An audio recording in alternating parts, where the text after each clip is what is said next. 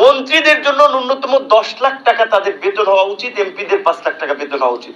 এই কারণে বললাম যে ধরেন আমরা যদি চাই যে আমাদের এমপি মন্ত্রীরাও দুর্নীতি মুক্ত থাকবে, তাহলে দেখেন আজকে এমপিদের বর্তমান সরকার এমপিদের আপনার করমুক্ত গাড়ি আমদানি বন্ধ করেছে, প্লট সুবিধা বন্ধ করেছে, ভালো এটা বন্ধ করেছে।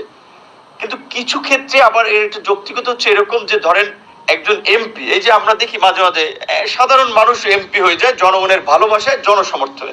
কেউ যদি মানুষের মন জয় করতে পারে, এখনকার যে নির্বাচনের সিস্টেম, আগের মতো তো সিস্টেম নাই যে রাতে আপনার ডিসিরা ভোট করে দেবে, ইউনোরা ভোট করে দেবে, কিংবা আপনি কেন্দ্র দখল করে ভোট পিটিয়ে আপনি নেতা হয়ে যাবেন। এখন তো সেই সিস্টেম নাই, একটা ফেয়ার ইলেকশন হচ্ছে।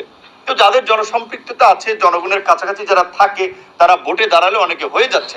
এইবার কয়েকজন আমার মতো তরুণ আমাদের কয়েকজন এমপি হয়েছে। এখন আমার ওই রুট লেভেলের কনস্টিটিউয়েন্সিতে যাওয়ার জন্য আমার একটা ভালো বাহন দরকার, কারণ রাস্তাঘাটের যে অবস্থা। তো সেই ক্ষেত্রে ভালো একটা গাড়ি যদি বাজারে কিনতে যাই, সেই সক্ষমতা তো আমার নাই। তাহলে এখন আমার তো লাইফ ঝুঁকিতে। আমি যদি একটা ছোট গাড়ি নিয়ে যাই, ওই যে ট্রাকের ড্রাইভাররা বা বাসের ড্রাইভাররা যেটা বলে প্লাস্টিক, বায়ে প্লাস্টিক ডানে প্লাস্টিক, তো কোনোভাবে বাইরে দিলে তো আমি নিজে শেষ, এমপি শেষ। তো এটা আমার কথা বললাম এই কারণে, আমি তো মন্ত্রী হিসেবে যাই হোক তারপরে একটা গাড়ি পাচ্ছি, কিন্তু আমি বলছি এটা এমপিদেরকেও তাহলে সরকারের 5 বছরে একটা গাড়ি প্রোভাইড করতে হবে।